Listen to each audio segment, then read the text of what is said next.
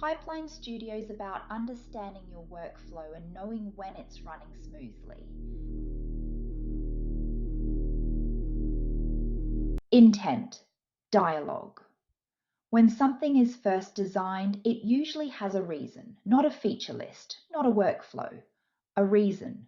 Someone decided this system should exist. Someone believed it would help, or simplify, or speed something up. That belief is the intent.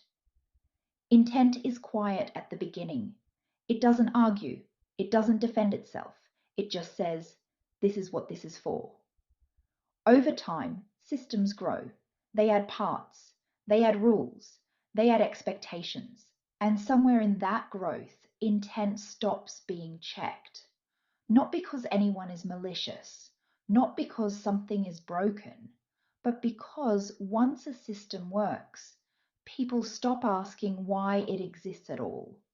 But intent doesn't live in the finished structure, it lives in the original decision. A system can be efficient and still drift away from what it was meant to serve. Completion doesn't guarantee alignment. Most pipelines are judged by output, speed, consistency, volume. Intent isn't visible in those metrics. Intent shows up in what the system protects, what it prioritizes when something has to give, what gets preserved when there's pressure.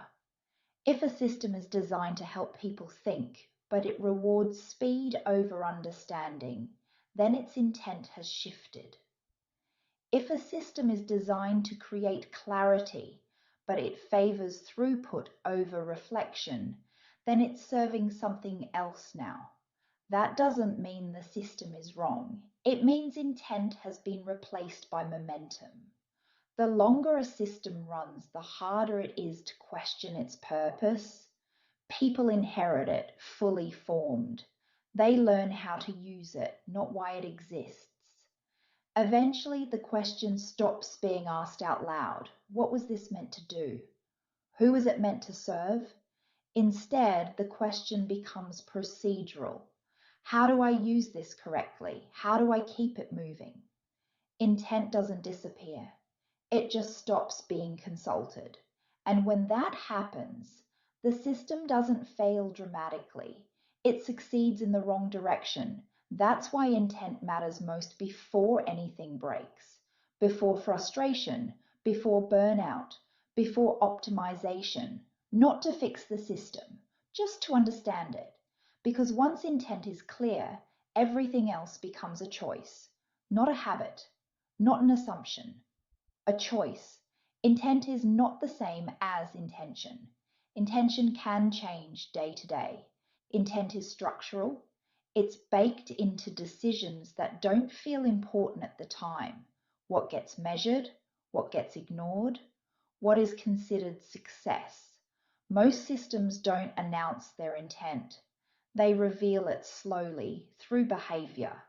When a system is under strain, intent shows itself, not in what it says, but in what it sacrifices. If accuracy slows things down, is accuracy removed? If understanding takes time, is understanding bypassed? If people become friction, are people adjusted? Or is the system? These choices don't happen once, they happen repeatedly, quietly. Over time, intent hardens into default behavior. What was once a decision becomes just how it works. At that point, questioning intent can feel disruptive, unnecessary, even threatening, because asking who a system serves implies that it might not be serving everyone equally, or that it might not be serving its original purpose at all. Intent doesn't require agreement, it requires honesty. You can accept a system's intent and still choose not to use it. You can reject a system's intent and still benefit from it. But ignoring intent removes choice entirely. Most people interact with finished systems. They encounter the output, not the reasoning. They adapt themselves to fit what already exists.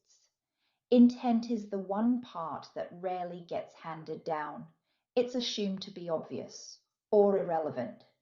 but intent is what determines whether a system is a tool or a constraint or a filter. This concludes this session.